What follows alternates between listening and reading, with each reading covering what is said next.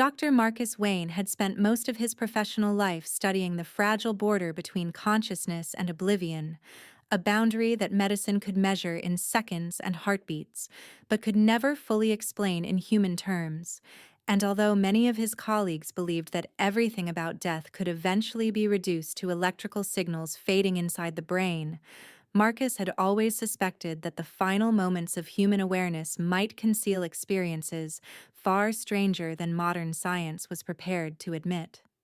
His office was located in the quietest wing of St. Bartholomew University Hospital, a place where the sounds of the building seemed strangely distant and where the slow rhythm of hospital life faded into an almost meditative silence. And on the walls around his desk were shelves filled with medical journals, neurological studies, and decades of research papers devoted to one particular phenomenon that had fascinated him since the earliest years of his training as a psychiatrist: the accounts of patients who had briefly died and then returned. Clinical death was, from a medical perspective, a simple definition that described the moment when the heart stopped beating and blood stopped carrying oxygen to the brain. Yet Marcus knew that in reality, this moment was rarely as absolute as it sounded in textbooks, because modern medicine had developed the ability to bring people back from that silent threshold. And every time a patient returned after several minutes without a heartbeat, they carried with them a story about what they had experienced in the darkness between life and death. Most doctors dismiss those stories as hallucinations created by oxygen deprivation, electrical disturbances in the cortex, or the brain's desperate attempt to produce comforting illusions while shutting down its own systems. And for many years, Marcus himself had repeated those explanations to students and colleagues with the confidence of someone who trusted the logic of neuroscience. But as he continued listening to the testimonies of survivors, he began to notice that the human mind did not always behave according to the neat categories described in academic journals. His doctoral research project had started as a systematic attempt to organize hundreds of these accounts into patterns that could be studied scientifically, and the methodology was simple in theory but painstaking in practice, because Marcus conducted long interviews with every patient who had experienced clinical death and carefully recorded their descriptions of what they had seen or felt during those brief minutes when their bodies had technically ceased to function. Some patients described floating above their hospital beds while watching doctors desperately attempting to revive them. Others spoke about moving through tunnels filled with pale light or hearing the voices of relatives who had died many years before. And although the details varied from person to person, there were familiar elements that appeared so often that psychologists had already classified them as standard features of near-death experiences. Marcus listened to those accounts patiently and wrote down every detail with the disciplined neutrality of a scientist who believed that careful observation was the only reliable path toward truth. Yet beneath that professional calm, there was always a quiet curiosity that refused to disappear, because even when the explanation seemed obvious, there remained something deeply unsettling about the fact that people standing at the edge of death often described the same emotions, the same sensations, and sometimes even the same images. On a cold autumn evening, while the hospital corridors outside his office were nearly empty and the faint hum of fluorescent lights filled the silence of the building, Marcus sat at his desk reviewing the notes from his most recent interviews and preparing the preliminary structure of his doctoral dissertation. And at that moment he believed that the research would eventually confirm what most neurologists already assumed: that the mind in its final moments simply constructed powerful illusions out of memory, fear, and fading electrical activity. What he did not yet realize, as he quietly organized patient transcripts and recorded observations into carefully labeled folders, was that one of those interviews had contained a detail so unusual and so precise that it would slowly unravel everything he thought he understood about the human brain, about death, and about the strange place that some people seem to glimpse during the brief and mysterious moment when life temporarily slipped away. Hello, friends. My name is Laurel, and I'm happy to see you on my channel Unsolved Shadows. Several days after organizing the early chapters of his research, Dr. Marcus Wayne began conducting a new series of interviews with patients who had recently survived cardiac arrest. And although these conversations usually followed a familiar pattern in which frightened but recovering people attempted to describe sensations that were difficult to translate into words, one particular interview would quietly alter the direction of his entire investigation. The patient was a middle-aged man named Daniel Harper, who had suffered a sudden cardiac arrest while jogging through a quiet residential park on the edge of the city. And according to the medical reports, his heart had stopped for nearly 3 minutes before paramedics were able to restore a stable rhythm and transport him to the hospital, a duration long enough for Marcus to expect the usual descriptions of bright lights, floating sensations, or the comforting presence of deceased relatives. When Marcus entered the recovery room the following afternoon, he found Harper sitting upright in the hospital bed staring at the window with an expression that was not exactly fear, but something quieter and more difficult to define, as though the man had witnessed something that his mind was still attempting to understand. And after the usual questions about his physical condition, Marcus gently guided the conversation toward the moment when Harper's heart had stopped beating. At first, the man hesitated, explaining that he was not certain whether what he remembered had been real or simply a dream produced by the chaos of his body shutting down. Yet as Marcus patiently encouraged him to continue, the fragments of memory slowly began to form a clearer picture, a description that did not resemble the familiar accounts that Marcus had heard hundreds of times before. Harper explained that there had been no tunnel, no bright light, and no comforting voices calling his name from the distance, because instead of warmth or peace, he remembered a cold sensation that seemed to stretch endlessly in every direction. And when Marcus asked him to describe what he meant, the man closed his eyes for a moment as if trying to return to that strange memory before speaking again with careful uncertainty. He said that when the darkness lifted, he had found himself standing in the middle of a vast open field beneath a sky that looked strangely dim and colorless. A place where the wind moved slowly through tall grass that rustled in long, quiet waves. And although there were no buildings, roads, or visible landmarks anywhere along the horizon, there was one detail that remained sharply clear in his mind even after waking in the hospital. In the distance, standing completely alone in that empty landscape, there had been a tree. Marcus wrote the word carefully in his notebook, assuming that the detail would eventually prove to be a symbolic fragment created by the patient's subconscious mind. Yet Harper continued describing the scene with a level of precision that immediately drew Marcus's attention, because the tree he remembered had not looked natural or comforting, like the trees that grow in parks and forests. According to the patient, it had been completely black, with long twisted branches that stretched outward like thin skeletal arms, and there were no leaves anywhere on its limbs, despite the tall grass surrounding it, as though the tree belonged to a season that had never ended or to a place where life simply did not grow. Marcus asked the man whether he had approached the tree or attempted to walk toward it across the field, but Harper shook his head slowly and explained that he had never taken a single step, because even though the distance between them was impossible to measure, he had felt a strange certainty that the tree was already aware of him. The patient struggled to explain this sensation, repeating several times that it did not make logical sense because a tree could not see or think or notice anything at all. Yet the feeling had been so strong that it overshadowed every other detail of the experience, creating the unsettling impression that something in that silent landscape had recognized his presence the moment he arrived. Before Marcus could ask another question, the memory ended abruptly, because the next thing Harper remembered was the violent shock of air rushing back into his lungs as paramedics forced his heart to beat again. And although the man admitted that the entire experience might have been nothing more than a hallucination created by a dying brain, He could not shake the strange certainty that the field had been real in some way he could not explain. When the interview concluded, Marcus thanked the patient, closed his notebook, and left the hospital room with the calm professionalism expected of a clinical researcher.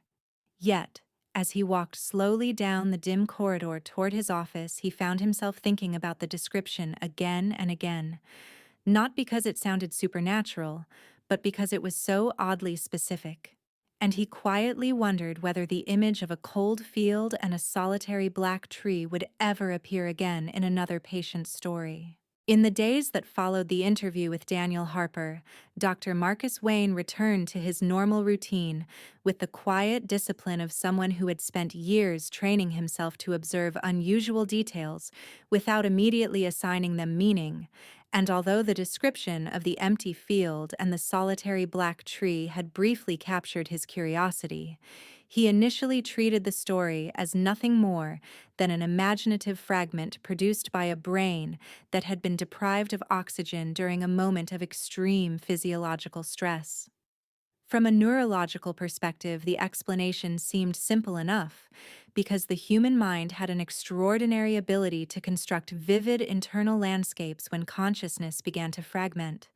And throughout medical literature, there were countless examples of patients describing symbolic environments that reflected their memories, fears, or deeply buried emotional associations. Marcus therefore catalogued Harper's account with the same calm neutrality he applied to every other testimony, carefully writing down the details in his research archive and assigning the case a reference number that would allow it to be compared with future interviews. Yet despite his attempt to treat the story as routine data, he could not ignore the strange clarity with which the man had described that silent landscape. Several mornings later, another patient arrived for an interview. The woman's name was Eleanor Graves, a retired schoolteacher who had survived cardiac arrest during a minor surgical procedure, and although her recovery had been remarkably stable, the attending physicians had suggested that Marcus include her in the ongoing study of near-death experiences because her heart had remained stopped for nearly 4 minutes before circulation was restored. Marcus entered the quiet hospital room carrying his notebook and digital recorder, expecting another familiar conversation filled with descriptions of floating sensations or distant light. Yet from the moment Eleanor began speaking, he noticed that her expression carried the same distant concentration he had seen in Daniel Harper, as though she too was carefully navigating a memory that did not easily belong to the ordinary world. When Marcus asked the usual question about what she had experienced during the period when her heart had stopped, the woman paused for a long moment while looking toward the ceiling as if searching through a place inside her mind that was difficult to reach. And then she slowly began describing an image that caused Marcus's pen to stop moving across the page. She said that after the darkness faded, she had found herself standing alone in a large open field where the air felt strangely cold and still. A place where tall grass stretched endlessly toward a distant horizon beneath a pale and colorless sky, and although she could not explain how she had arrived there, she remembered feeling an immediate sense that the landscape was silent in a way that ordinary silence could never truly capture. Marcus felt a subtle tension forming in his chest as he listened, because the description already sounded disturbingly familiar. Eleanor continued speaking with quiet certainty, explaining that there had been nothing else in the field except for one object that stood far away from her position, and although she had not attempted to walk toward it, she could see its outline clearly against the dim sky. It was a tree. Marcus did not interrupt her, but he slowly turned the page of his notebook and wrote the word again, with careful precision, noticing that his handwriting had become slightly more deliberate than usual, as if his mind was already anticipating what she might say next. The woman described the tree as completely dark, its branches twisted and bare as though every leaf had vanished long ago, and even from the distance where she stood there had been something unsettling about its shape, something that made the entire field feel less like a natural place and more like a stage, waiting for something to happen. Marcus asked her whether she remembered anything else about the tree or about the fields surrounding it. And for a brief moment, Eleanor hesitated before answering with a tone of uncertainty that made the room feel strangely quiet.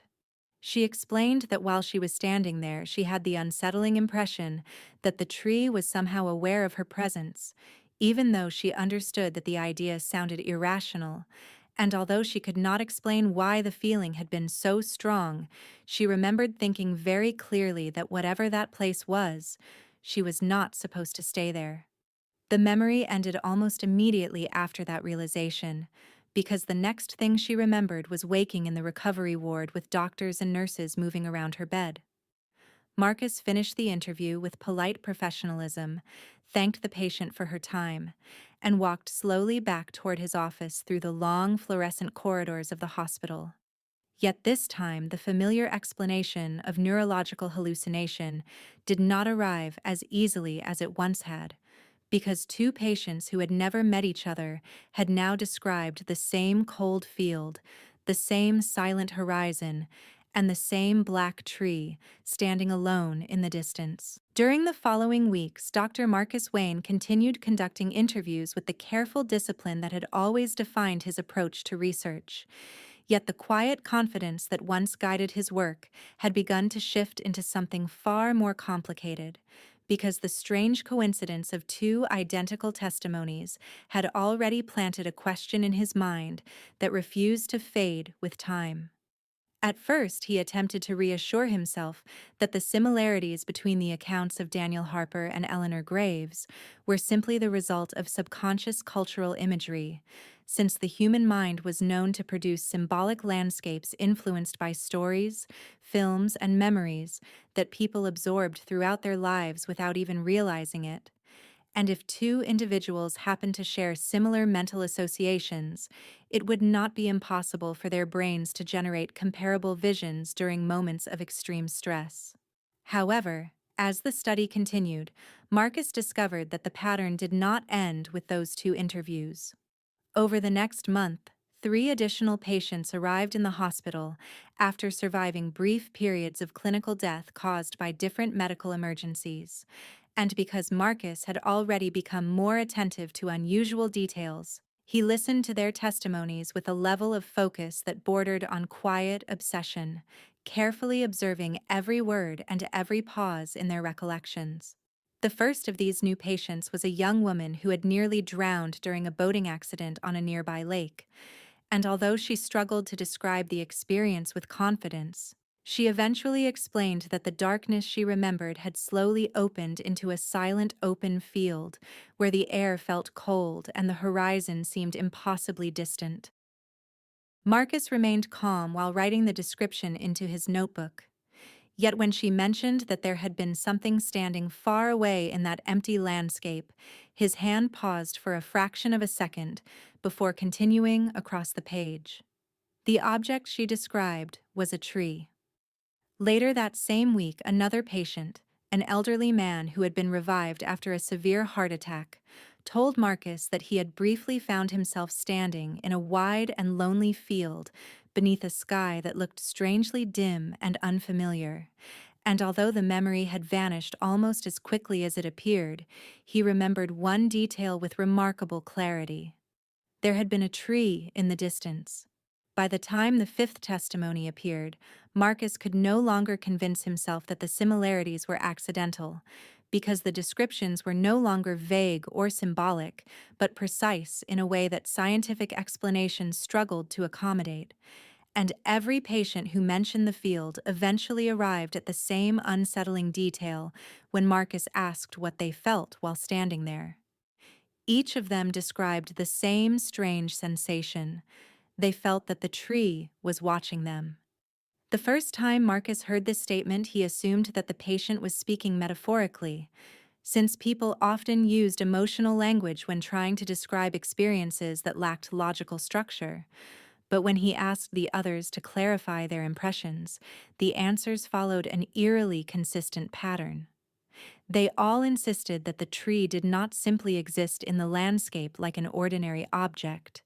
Instead, they said that the moment they noticed it, they felt noticed in return.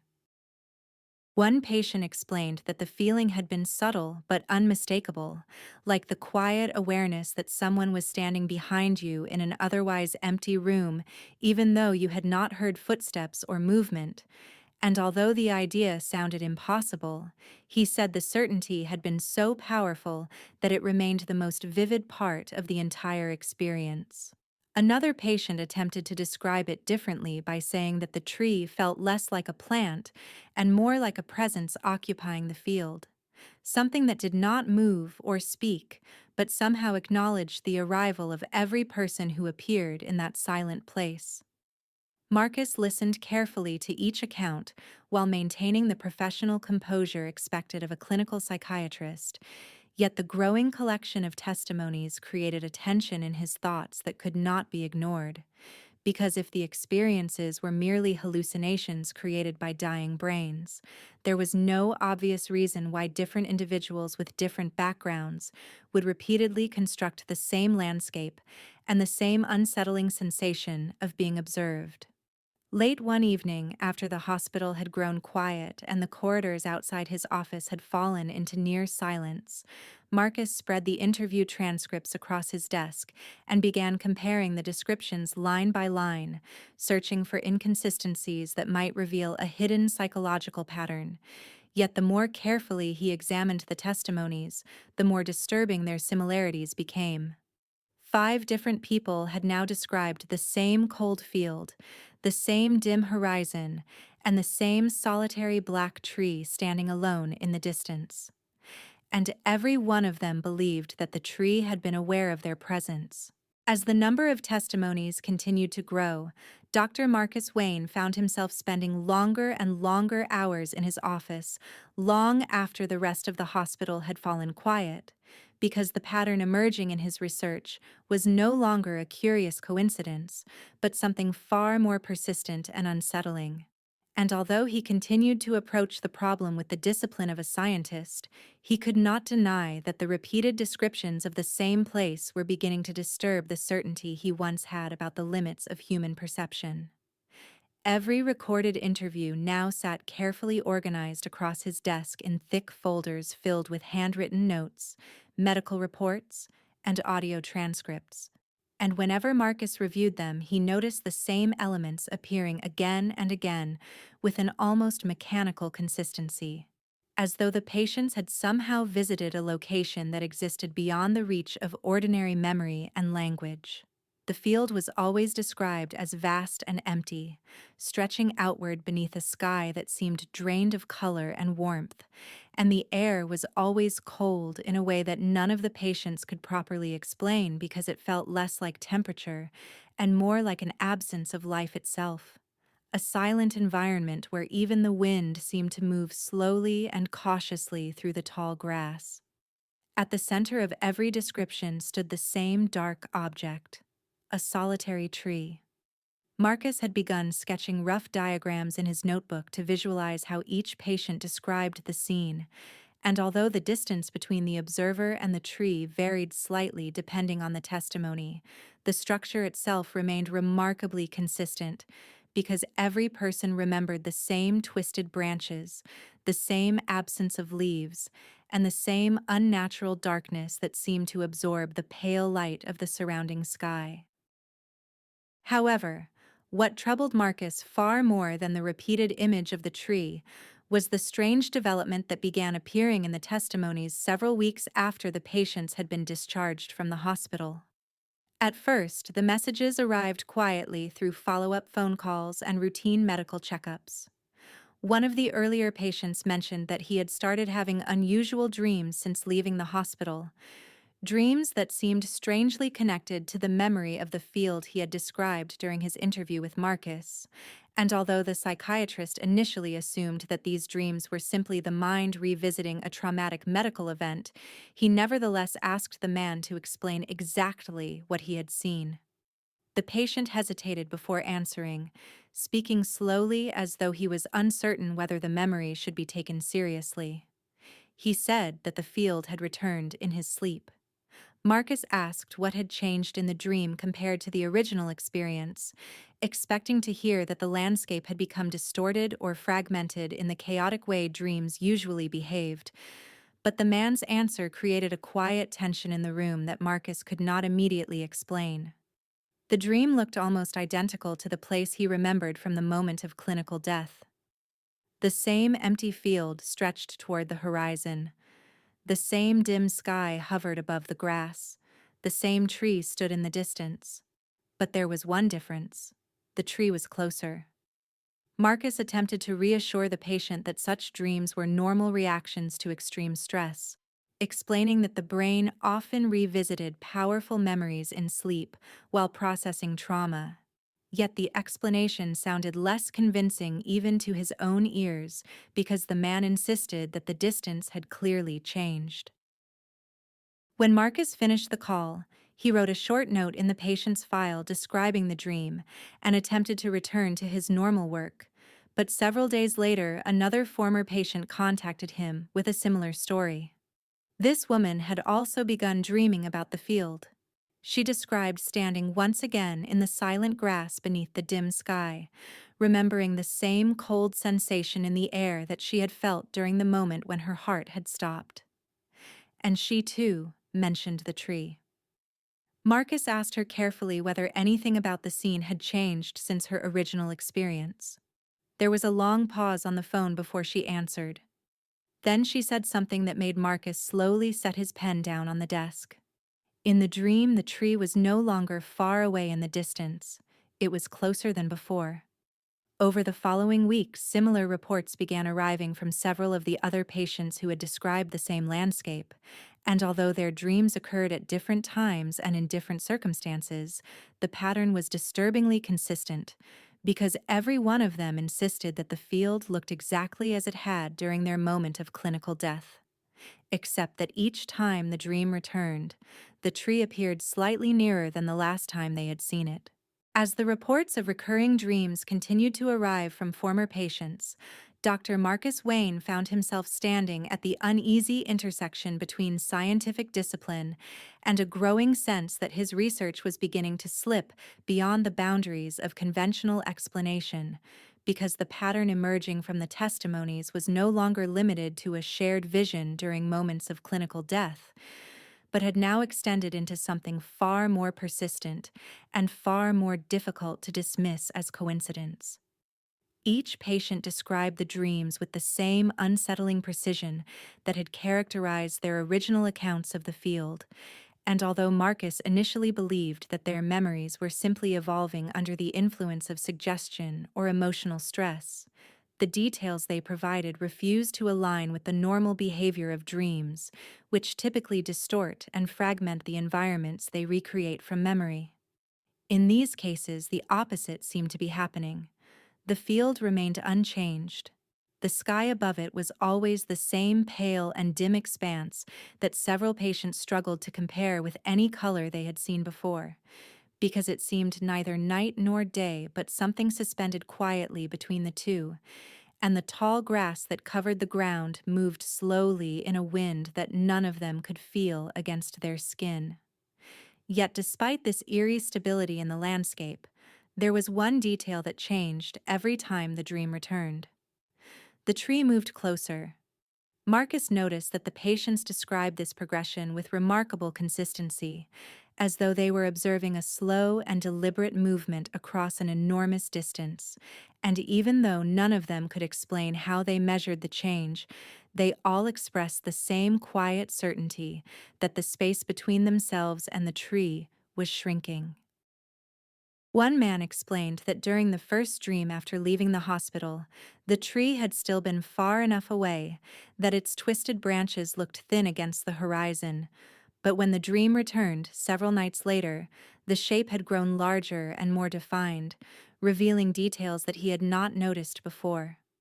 A woman who had experienced cardiac arrest during surgery described something similar in a voice that carried a trace of unease, explaining that when the dream appeared again, the tree was no longer a distant silhouette, but a towering shape rising from the field, and although it still stood far away, she could now see the thick texture of its dark trunk and the strange angles of its branches reaching outward into the silent sky. Marcus carefully documented every account in his growing archive of notes. Yet the more testimonies he collected, the more difficult it became to maintain the calm detachment he had always relied upon as a researcher, because the pattern emerging from the dreams suggested a form of continuity that ordinary hallucinations simply did not possess. Dreams did not normally continue where they had left off weeks earlier. Dreams did not usually follow a slow and consistent progression that remained identical across multiple individuals who had never spoken to one another. And dreams certainly did not produce the same unsettling realization that several patients eventually expressed during later interviews. At some point during these recurring visions, each person began to feel that the distance between themselves and the tree was not the only thing changing. The atmosphere of the field seemed to shift as the tree grew nearer. One patient explained that during the earlier dreams the landscape had felt empty and distant, almost like a place he was merely observing without truly belonging there. But in the more recent dreams, the field felt different in a way that he struggled to describe. It felt aware. From across a crowded room, even though from across a crowded room, even though they cannot yet see the person observing them, and although she admitted that the comparison sounded irrational, she insisted that the feeling had grown stronger each time the dream returned. Marcus listened carefully to these descriptions while maintaining the outward composure expected of a psychiatrist. Yet privately he began to notice something else hidden within the pattern. None of the patients had ever described the tree moving. It never walked across the field. Its branches never shifted position. The tree always appeared rooted firmly in the same place, and yet the distance between the observer and the tree continued to shrink. Late one evening, while reviewing the transcripts of these interviews under the dim light of his office lamp, Marcus slowly leaned back in his chair as a troubling thought began to form in his mind, because if the tree itself was not moving through the field, then the only other explanation was far more disturbing.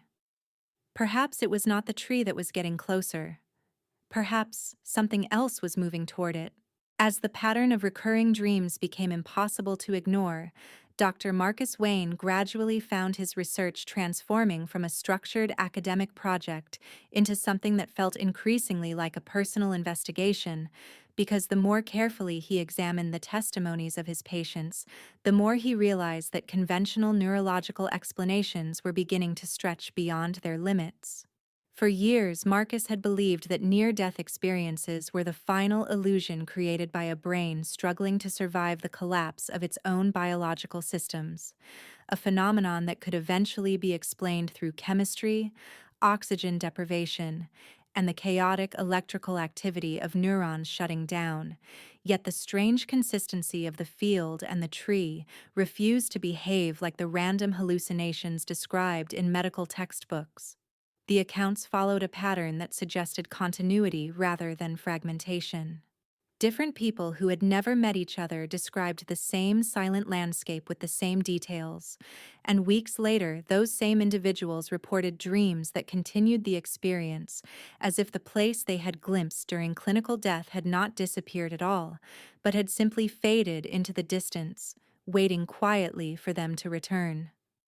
Marcus began spending long evenings inside the hospital archives, comparing his interviews with older case studies of near-death experiences, searching for any historical references that might reveal whether similar visions had ever been reported before.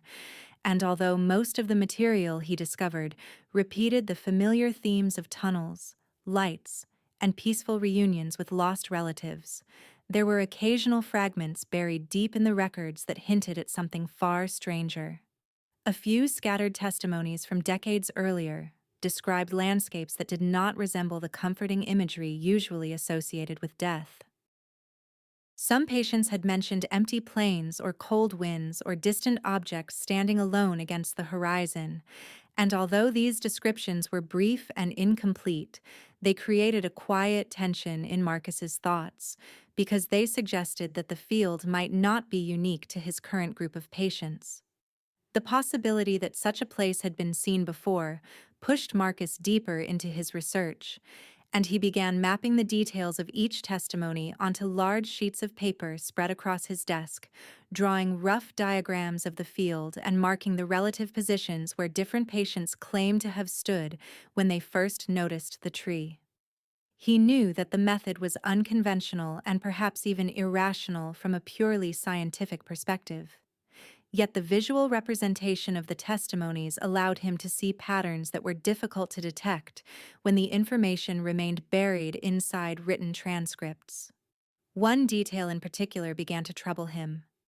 When Marcus compared the distances described in the recurring dreams, he realized that the movement toward the tree followed a strangely consistent rhythm across different patients, as though every dream represented another step along a path that none of them could consciously see.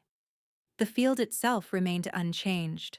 The sky remained dim and silent. The grass moved slowly in the same invisible wind. But the tree was always closer than before. Late at night, when the hospital corridors outside his office had become silent and the distant hum of medical equipment echoed faintly through the building, Marcus often found himself staring at the rough sketches on his desk while trying to force the situation back into the familiar boundaries of neurological theory. He reminded himself repeatedly that the human brain was capable of extraordinary coincidences, and that even identical hallucinations could theoretically occur if multiple people shared similar psychological triggers during extreme stress. Yet, despite those rational explanations, another thought continued to return with quiet persistence. What if the field was not simply a hallucination? What if it was something else entirely? Marcus rarely allowed himself to speak that possibility out loud, because doing so would have meant abandoning the scientific framework that had guided his entire career. But as the weeks passed, he noticed that his curiosity about the field had begun to evolve into something deeper and more unsettling. He was no longer studying the phenomenon with distant academic interest. Instead, he felt as though he were slowly approaching the edge of a question that no one had ever properly answered. What exactly happened to the human mind in the moments when life temporarily disappeared? And why did so many people return from that silence with the same memory of a cold field and a black tree waiting somewhere in the distance? One evening, while reviewing another transcript, Marcus suddenly realized that the thought occupying his mind was no longer about hallucinations or neurological patterns. The question had changed. If the tree was truly getting closer in the dreams of every patient who had seen it, then perhaps the real mystery was not what they had witnessed during death.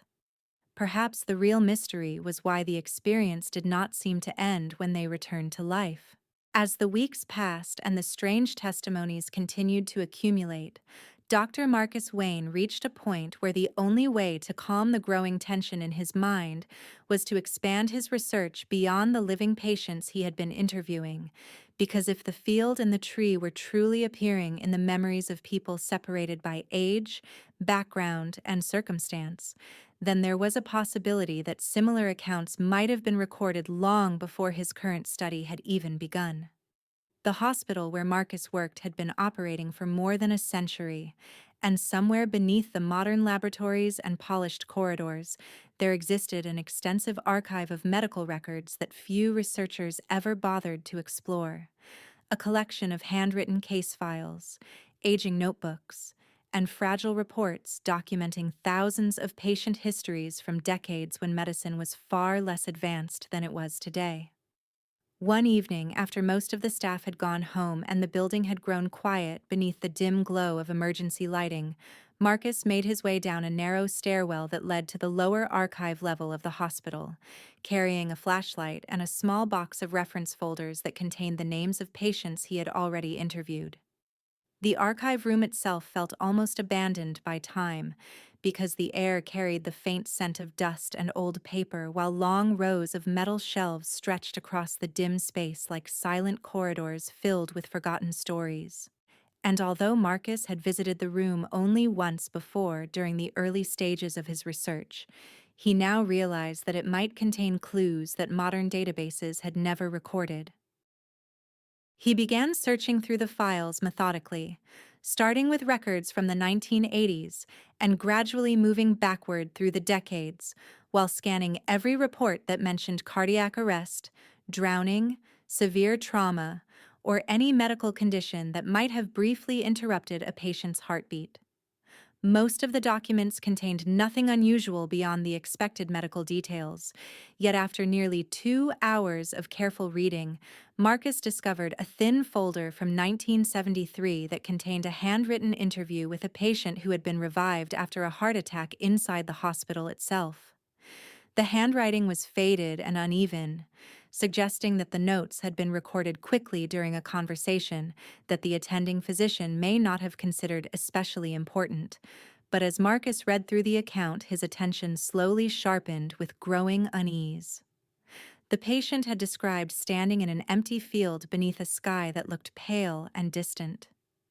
Marcus felt a quiet chill move through him as he continued reading, because the description did not stop there. According to the notes, the patient had also mentioned seeing something standing alone far across the grass, a tree.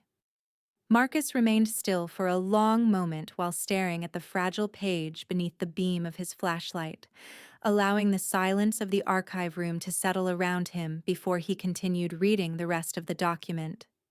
The physician who conducted the interview had written only a few additional lines describing the patient's confusion about the experience, noting that the man seemed disturbed by the memory but physically stable after the event. And although the report contained no further investigation into the strange landscape, it ended with a brief comment that Marcus found even more unsettling than the description itself. The patient had insisted that the tree felt as though it had noticed him. Marcus slowly closed the folder and placed it on the table beside him, but instead of leaving the archive room, he immediately began searching through older records with renewed urgency, because if a single testimony from decades earlier matched the details described by his current patients, then the possibility of coincidence had just become far less convincing. Within the next hour, he uncovered 2 additional reports from different years that mentioned similarly unusual experiences following brief clinical death. And although the descriptions were less detailed, they still contained fragments that echoed the same disturbing imagery. One patient had written that he remembered standing somewhere cold and open while looking toward a dark shape rising from the horizon. Another had described the feeling that something in the distance had been aware of him before the memory abruptly ended. When Marcus finally stepped away from the archive table and turned off his flashlight, the quiet room felt heavier than it had before, because the evidence now suggested that the field and the tree were not a recent pattern emerging among a handful of modern patients. The same vision had been appearing in medical records for decades, and no one had ever tried to understand why. After discovering the old medical reports hidden in the hospital archives, Dr. Marcus Wayne returned to his office with a sense of quiet urgency that he had never experienced during any previous stage of his research, because the fragile documents he had uncovered suggested that the strange vision of the field and the black tree was not limited to the patients he was currently studying, but had appeared repeatedly in testimonies that stretched back across several decades. At first, Marcus attempted to treat the discovery as nothing more than a historical curiosity, another unusual pattern buried within the enormous complexity of human psychology. Yet, as he carefully reviewed the records he had collected from the archives, he began to notice something that disturbed him far more than the repeated descriptions of the same landscape. Some of the patients who had reported seeing the field were no longer alive. This fact alone was not unusual, since many of the files he had discovered were more than 50 years old, and the individuals described in those reports would naturally have reached the end of their lives by now. But when Marcus continued examining the documents more closely, he realized that several cases contained notes added years after the original medical incident. These notes described events that had occurred long after the patients had recovered from the moment of clinical death. In one file from the late 1970s, Marcus found a brief update written by a physician who had treated the same patient several months after the original heart attack. And although the handwriting was rushed and incomplete, the meaning was unmistakably clear. The patient had returned to the hospital complaining about recurring dreams involving the same empty field he had described during his first interview.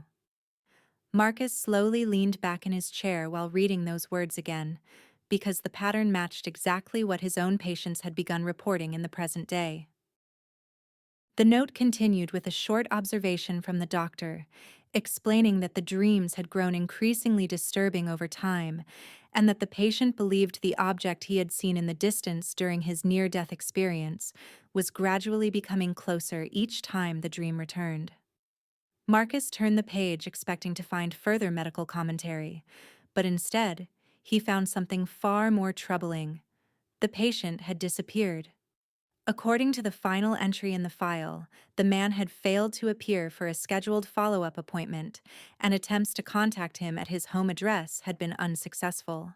And although the doctor who wrote the report assumed that the patient had simply moved away or chosen to stop visiting the hospital, there was no record anywhere in the file explaining what had happened to him afterward. Marcus placed the document aside and continued searching through the remaining archive folders, hoping that the missing patient was nothing more than an isolated coincidence. Yet within the next hour, he discovered two additional records that ended in a strangely similar way. In both cases, the patients had survived clinical death and later described recurring dreams about the field. In both cases, the medical notes mentioned the same disturbing detail: the tree was getting closer. And in both cases, the documentation eventually stopped without explanation, leaving behind only the quiet implication that something had interrupted the normal course of the patient's life. Marcus sat silently in his office for several minutes while staring at the scattered documents across his desk, because the pattern forming within the archive records was beginning to suggest something that he could not easily dismiss with rational explanations. People had seen the field. They had seen the tree. Weeks or months later, they had begun dreaming about the same place, and eventually the medical records stopped mentioning them at all. Marcus knew that there were many ordinary reasons why a hospital might lose contact with former patients, including relocation, changes in physicians, or simple administrative errors. Yet the repetition of the same sequence across multiple cases created a quiet sense of unease that lingered in his thoughts long after he closed the final folder. Late that night, as he organized the documents into a new section of his research notes, Marcus noticed something else that had not immediately stood out during his earlier reading. Almost every patient who had described the field had eventually said the same final sentence during their last recorded conversation with a doctor. They all believed that the tree was very close, and none of them had ever explained what happened after that. After discovering the old medical reports hidden in the hospital archives, Dr. Marcus Wayne returned to his office with a sense of quiet urgency that he had never experienced during any previous stage of his research, because the fragile documents he had uncovered suggested that the strange vision of the field and the black tree was not limited to the patients he was currently studying, but had appeared repeatedly in testimonies that stretched back across several decades. At first, Marcus attempted to treat the discovery as nothing more than a historical curiosity, another unusual pattern buried within the enormous complexity of human psychology. Yet, as he carefully reviewed the records he had collected from the archives, he began to notice something that disturbed him far more than the repeated descriptions of the same landscape. Some of the patients who had reported seeing the field were no longer alive. This fact alone was not unusual, since many of the files he had discovered were more than 50 years old, and the individuals described in those reports would naturally have reached the end of their lives by now.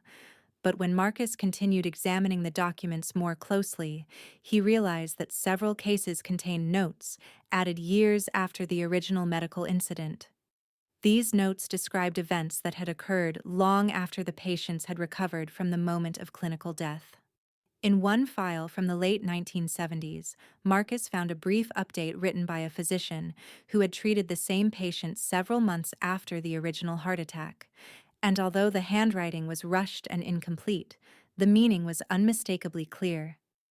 The patient had returned to the hospital complaining about recurring dreams involving the same empty field he had described during his first interview.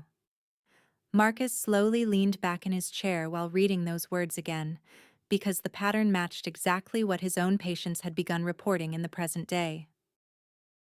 The note continued with a short observation from the doctor, explaining that the dreams had grown increasingly disturbing over time, and that the patient believed the object he had seen in the distance during his near-death experience was gradually becoming closer each time the dream returned.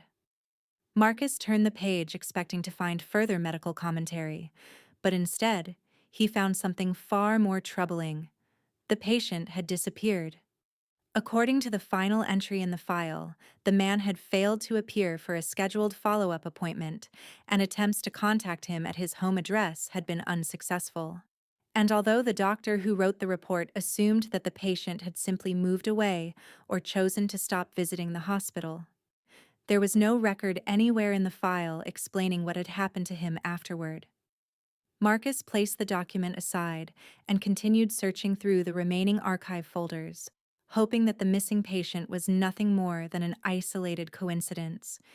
Yet within the next hour, he discovered two additional records that ended in a strangely similar way. In both cases, the patients had survived clinical death and later described recurring dreams about the field. In both cases, the medical notes mentioned the same disturbing detail: the tree was getting closer. And in both cases, the documentation eventually stopped without explanation, leaving behind only the quiet implication that something had interrupted the normal course of the patient's life. Marcus sat silently in his office for several minutes while staring at the scattered documents across his desk, because the pattern forming within the archive records was beginning to suggest something that he could not easily dismiss with rational explanations. People had seen the field. They had seen the tree. Weeks or months later, they had begun dreaming about the same place, and eventually the medical records stopped mentioning them at all. Marcus knew that there were many ordinary reasons why a hospital might lose contact with former patients, including relocation, changes in physicians, or simple administrative errors. Yet the repetition of the same sequence across multiple cases created a quiet sense of unease that lingered in his thoughts long after he closed the final folder. Late that night, as he organized the documents into a new section of his research notes, Marcus noticed something else that had not immediately stood out during his earlier reading. Almost every patient who had described the field had eventually said the same final sentence during their last recorded conversation with a doctor. They all believed that the tree was very close, and none of them had ever explained what happened after that. When Dr. Marcus Wayne woke from the dream, he remained sitting upright in the darkness of his bedroom for a long time without turning on the light, because the memory of the field had not faded with the usual softness that follows ordinary dreams, but instead lingered in his mind with an unsettling clarity that made it feel less like imagination and more like a place he had briefly visited. The cold sensation of the air, the slow movement of the grass beneath the dim sky, and the distant silhouette of the black tree remained sharply defined inside his thoughts. And although Marcus attempted to reassure himself that his mind had simply recreated the environment, after weeks of studying the testimonies of his patients, he could not ignore the quiet instinct telling him that the experience had felt different from any dream he had known before. Throughout the following morning, Marcus moved through the hospital corridors with the careful composure expected of a professional psychiatrist, greeting colleagues and reviewing patient charts as though nothing unusual had occurred during the night. Yet behind that calm exterior, his thoughts remained fixed on a single troubling realization. He had never experienced clinical death. Every person who had described the field during his interviews had briefly crossed the boundary where the heart stops beating and consciousness disappears. And Marcus had always assumed that the strange landscape was connected in some way to that temporary collapse of the body. Yet he had seen the field. The realization followed him back to his office where he sat quietly at his desk reviewing the transcripts of earlier interviews, hoping that the familiar rhythm of his research would gradually restore the sense of rational distance that had guided his work for so many years. But instead, the dream forced him to confront a question that had never previously occurred to him. What if he had crossed that boundary once before without remembering it? The thought lingered in his mind for several minutes before Marcus slowly turned toward the hospital's digital record system and began searching for the earliest medical documents connected to his own life. Because although he had never experienced a major illness or traumatic accident during adulthood, there were many years of childhood that existed only as faint and incomplete memories. The search eventually led him to a small collection of scanned hospital reports from nearly 30 years earlier. Marcus stared at the screen as the document opened in front of him, reading the brief medical summary with growing disbelief as the details gradually aligned with a story he had heard only once during his childhood.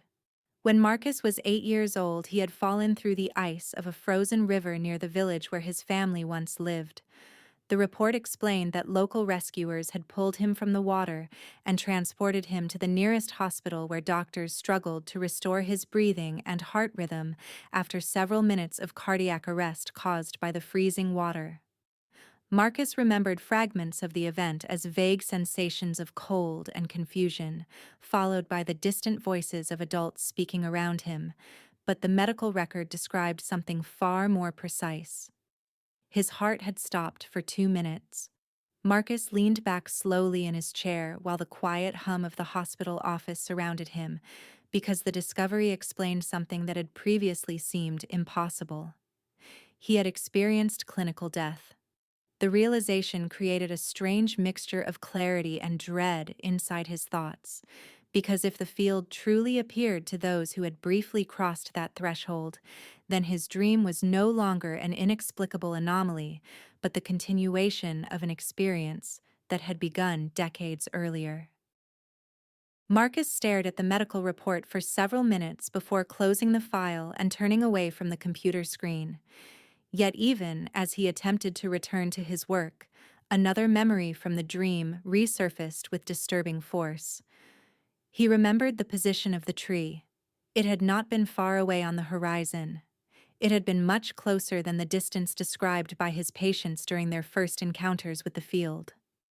Marcus felt a slow and uncomfortable tension forming in his chest as the implication settled into his mind, because if the dreams of the other patients represented a gradual approach toward the tree, then the distance he had seen during his own dream suggested something that he could not easily ignore. Wherever that field existed, he had not arrived there for the first time. He had returned to it. After discovering the childhood medical record that confirmed his brief experience of clinical death, Dr. Marcus Wayne found that the direction of his research changed in a way he had never anticipated when he first began studying near-death experiences, because the phenomenon he had once examined from a safe professional distance had now become something deeply personal that seemed to involve his own past in ways he could no longer ignore. For several days, Marcus tried to convince himself that the dream he had experienced was nothing more than the natural result of prolonged exposure to the testimonies of his patients, since the human mind often absorbed the images and stories it encountered during intense research and later reproduced them in sleep with surprising realism. Yet the more he attempted to frame the experience as a psychological echo of his work, the more he sensed that the explanation felt incomplete. The field in the dream had not behaved like a memory constructed from imagination.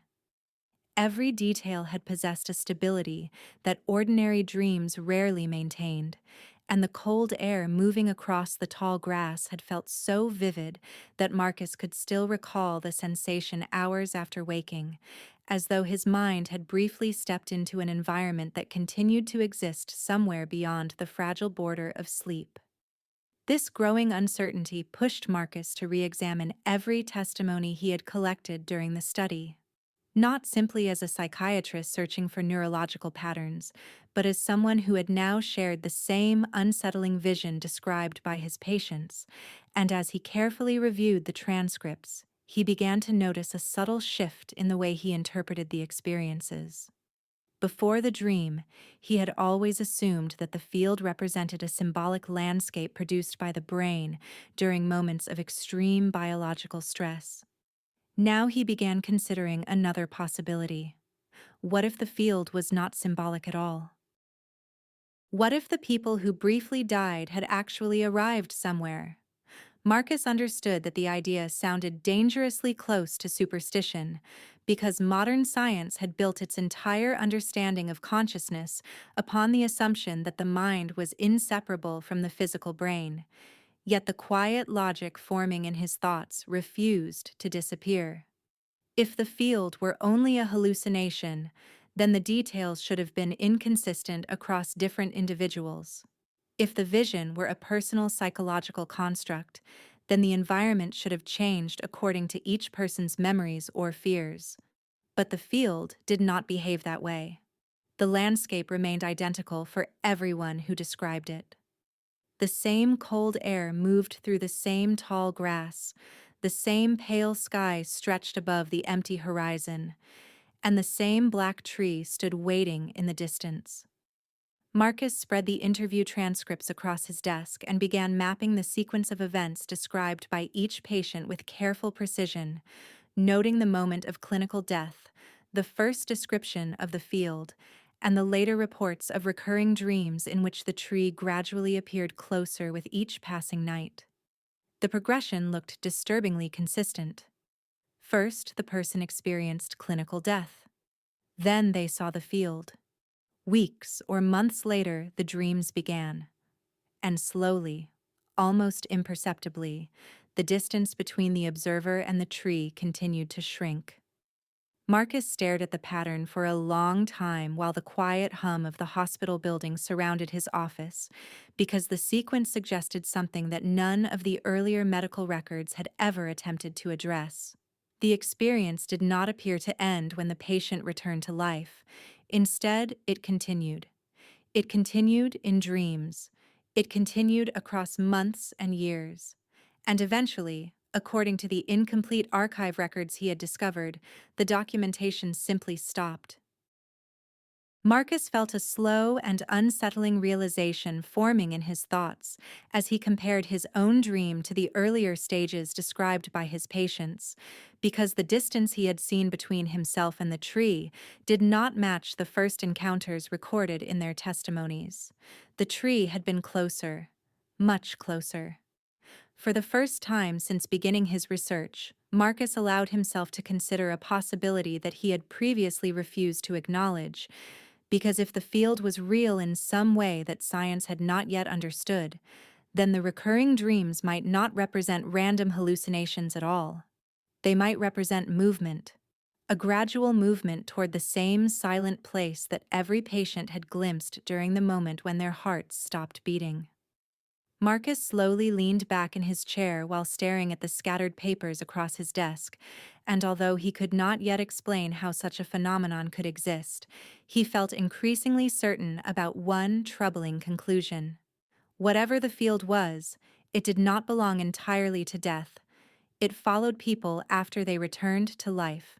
As Dr. Marcus Wayne continued examining the growing collection of testimonies spread across his desk, the quiet uncertainty that had slowly developed throughout his research began to take on a more disturbing shape, because the longer he studied the pattern connecting clinical death, recurring dreams, and the gradual approach toward the black tree, the more he realized that the phenomenon seemed to follow a logic that did not belong to ordinary psychological processes.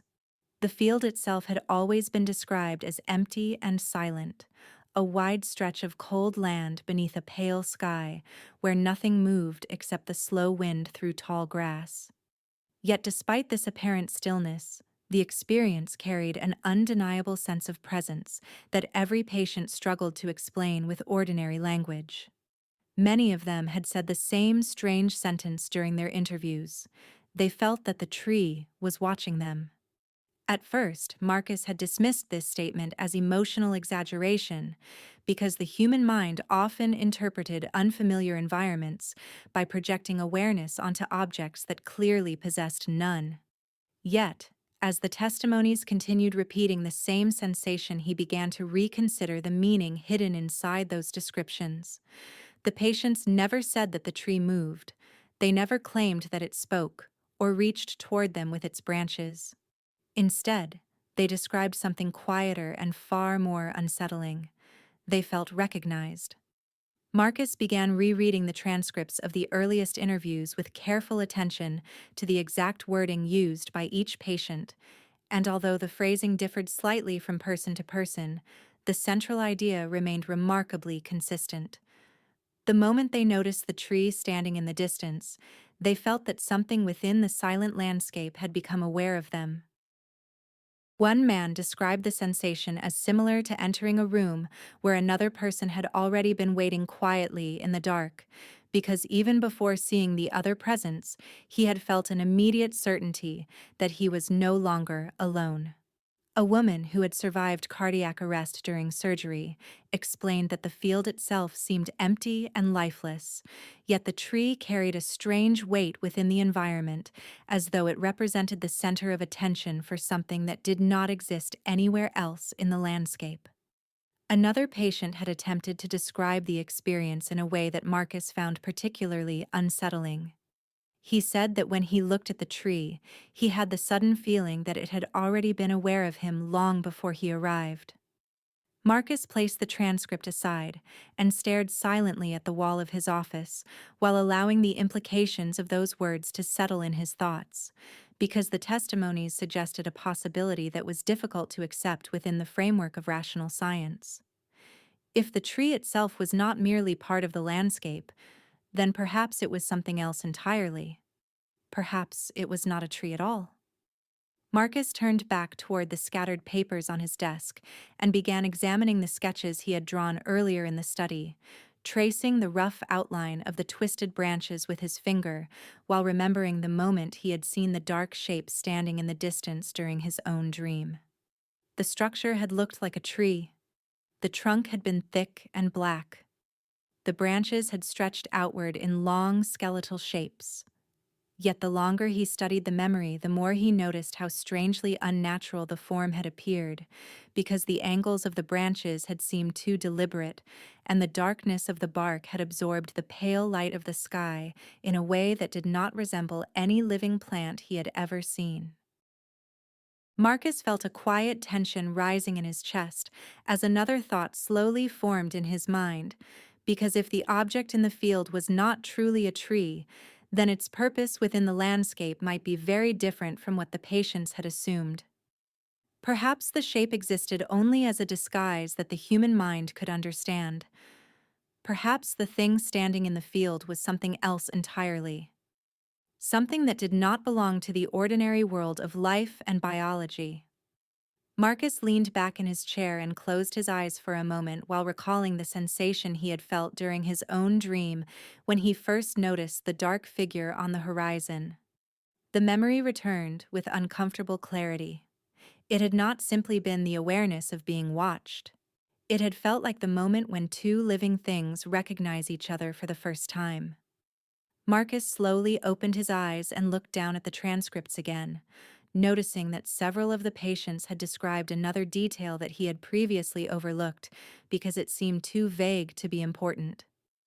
A few of them had said that when they first saw the tree, they felt as though it had been waiting. The word echoed quietly in Marcus's thoughts as he stared at the documents on his desk, because if the thing in the field had been waiting, then it suggested a purpose that no medical explanation could easily account for. The tree was not simply standing there as part of the landscape.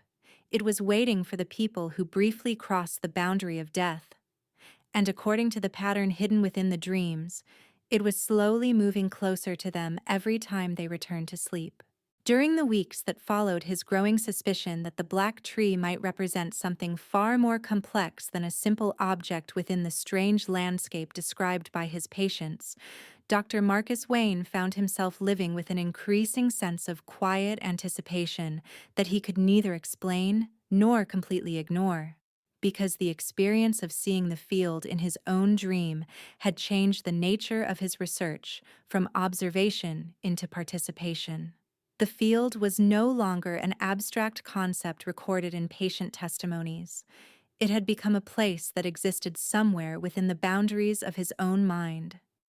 Each night, Marcus went to sleep with the uneasy awareness that the dream might return, and although part of him feared what he might see if the vision appeared again, another part of his mind remained intensely curious about what might happen next if the slow progression described by his patients continued in the same relentless pattern. For several nights, nothing happened. His sleep remained empty and uneventful, leaving behind only the lingering memory of the first dream and the unsettling realization that the distance between himself and the tree had been shorter than the distance described in the early experiences of other patients. Marcus attempted to use those quiet nights to restore the rational structure of his thinking by returning to the careful analysis of medical records and neurological theories. Yet the field had already taken root inside his thoughts in a way that refused to disappear. Then the dream returned. It arrived suddenly without warning on a cold winter night when Marcus had fallen asleep.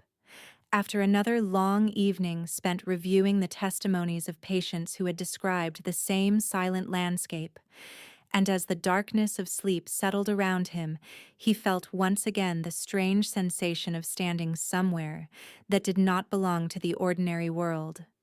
The cold air was the first thing he noticed.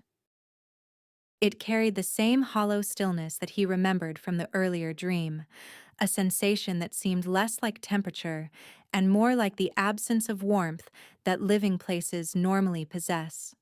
The field slowly emerged around him. Tall grass moved gently beneath a pale sky that looked dim and distant, and the horizon stretched outward in every direction with the same quiet emptiness that had appeared in every description he had studied. Marcus did not move. He already knew what he would see if he turned his attention toward the far edge of the landscape. The tree was there, but it was no longer distant. Marcus felt his breath slow as he stared across the field at the towering dark shape rising from the grass, because the change in distance was unmistakable even without measuring the space between them. The tree was closer than before. Its trunk appeared thicker now, a column of black texture that seemed to absorb the pale light of the sky rather than reflecting it, and the long twisted branches extended outward with a strange angular symmetry that reminded Marcus less of a plant and more of something constructed with deliberate purpose. For a long moment he remained still while the wind moved softly through the grass around his feet, because the silence of the field felt heavier than it had during the first dream, as though the landscape itself had become more attentive to his presence. Then the feeling returned, the awareness. Marcus could not see movement within the dark structure of the tree, yet the sensation that something inside that towering shape had recognized him was immediate and undeniable. The same instinctive certainty that his patients had described during their interviews now moved quietly through his thoughts. The tree knew he was there. Marcus felt an unfamiliar tension rising in his chest as he continued staring across the shrinking distance between himself and the dark structure. Because the closer the tree appeared, the less it resembled anything that could be mistaken for a natural object growing in soil. The surface of the trunk looked uneven in a way that did not resemble bark. The branches seemed to bend at angles that felt almost deliberate, and the entire shape carried the silent impression of something waiting patiently for a moment that had not yet arrived. Marcus did not step forward. He did not attempt to move across the field toward the tree. Yet as the dream continued, he began to understand something that made the cold air around him feel heavier than before. The distance between them was changing again, and this time it did not feel as though the field itself was responsible. The dream ended abruptly. Marcus woke in the darkness of his room with the quiet certainty that the slow progression described in the testimonies of his patients had now reached him as well. The tree was no longer waiting somewhere far away on the horizon. It was approaching the point where distance would no longer exist at all. By the time Dr. Marcus Wayne experienced the second dream of the field, he could no longer pretend that the phenomenon existed only within the testimonies of his patients or the forgotten medical records buried inside the hospital archives, because the silent landscape had now become part of his own life in a way that was impossible to ignore, and the slow approach of the black tree had begun to follow the same unsettling rhythm that had appeared in every account he had studied during the long months of his research.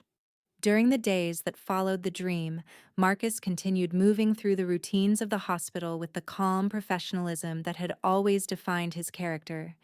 Yet beneath that controlled exterior, his thoughts were occupied by a realization that grew clearer each time he reviewed the transcripts and notes scattered across his office desk.